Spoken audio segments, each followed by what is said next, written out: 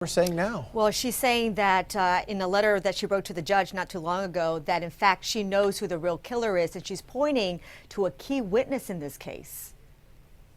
Who can forget the many faces of notorious killer Dee Dee Moore? During her murder trial, Moore created a few spectacles that even left her tongue-tied. I had an anaphylactic, sorry, my tongue.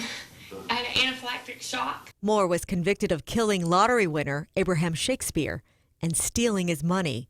But in a handwritten letter to the court recently, Dee Dee Moore apologizes, quote, "I'm truly sorry to the prosecutor, Abraham's mom, and the others I have hurt for not being truthful. I regret my actions."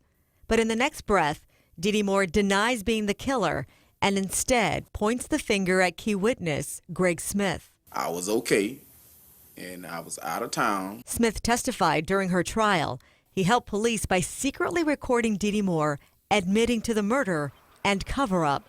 She even asked Smith to help her. She wanted me to call Abraham's mother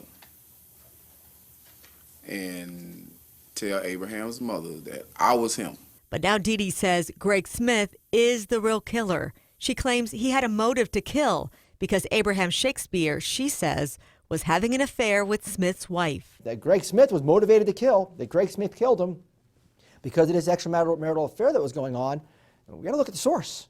The source is now an admitted liar who's serving a life sentence in Florida State Prison.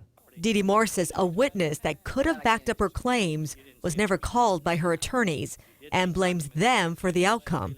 She now wants a new trial, but attorney Anthony RICKMAN says don't count on it. The letter could in fact hurt her now because she's admitted to perjury.